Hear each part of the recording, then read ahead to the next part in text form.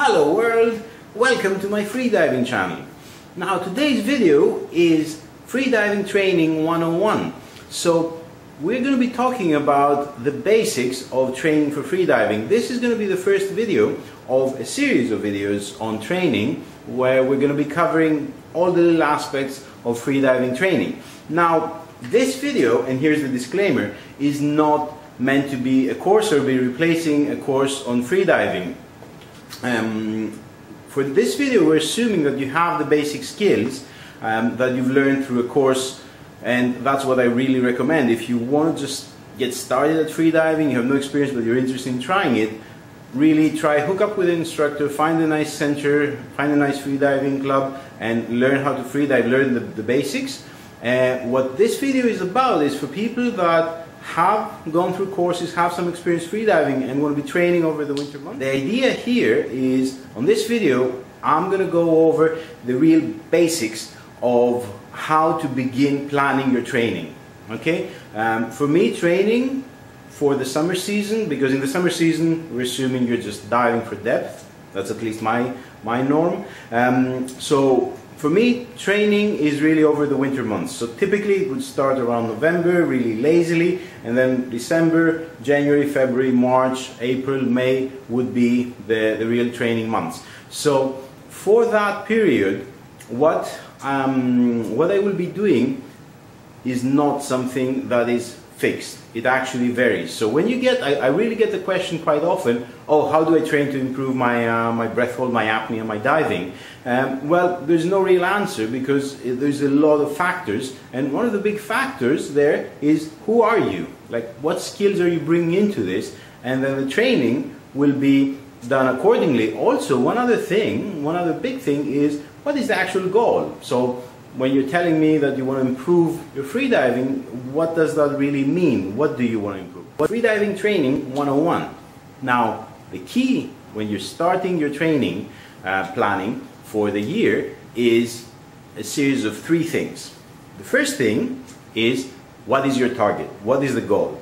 And by that we mean you need to identify, you need to think, what do I really want to achieve? That can be anything. That can be, for example, I want to reach a certain depth. You know, I'm diving to 30 meters, I want to reach 40, I want to reach 45, I want to reach 50. It can also be, I'm going on holiday in July and I'm going to be doing some freediving and I want to be in really good shape. It can also be, I'm going to a competition and I want to be at my best on a specific date. Now, that is one of the first key things to understand. What is your goal? Now, try and make that as detailed and as specific as you can, if you can. So, Freediving Training 101, start writing things down. The second really important thing is, what is your starting point? Okay, what skills are you bringing in? Are you a seasoned swimmer that just got into freediving and want to improve? Or are you someone that has done a lot of like CrossFit training? Or are you someone that has a desk job and only trains like a couple of times a week on your gym? Now, that will determine a lot what training you're going to be doing. Also, one thing I've found through my years of freediving competitively and training other people to freedive is it actually changes during your progression in the sport, in the activity we're doing. Because I'm not going to be doing the same training I was doing when I was like 15 years ago just starting into freediving. Okay, you build up some skills and you don't need to be going back to, you know, the bare basics every year. So what skills are you bringing in? What point are you starting from? So write that down. And the very final thing that you need to write down and think is point number 3. What tools do you have available? By tools I mean, how much time do you have available to train? What type of training do you have available to you? For example, can you go to the swimming pool and train dynamics every day? Do you have a gym that is really, you know, you like training there and you can go there 3 times a week?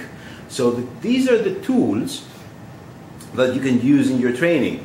There's absolutely no reason for going into planning your training and deciding, okay, I'm going to be doing 3 days a week, I'm going to be going to the pool, where in reality you have poor pool access. You can't go to the pool anytime you want. So that planning will be completely useless. So final thing, what tools do you have available? Write these things down, and when we go into the next videos, you're going to be able to use those and pick the right parts of the training we're going to be discussing to formulate your training plan.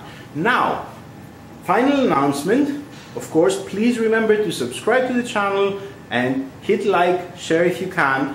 But one big thing is, because we're a brand new channel, I'd like to put up this offer that people that subscribe to the channel from now until Christmas, we're going to go and have a poll from those. We're just going to pick a name from all the people that have subscribed to the channel until Christmas Day, and the person that wins is going to get 4 free consultations over Skype or any other medium you want with me on your training. Ideally, I would say that would be spaced over a month, so you'd start doing some training, see your progression, and then we have a next session and a next session and a next session, so we can monitor how your progress is going. So subscribe to the channel and be eligible to win 4 free consultations with me on Skype or any other medium you want. So thank you, and see you soon.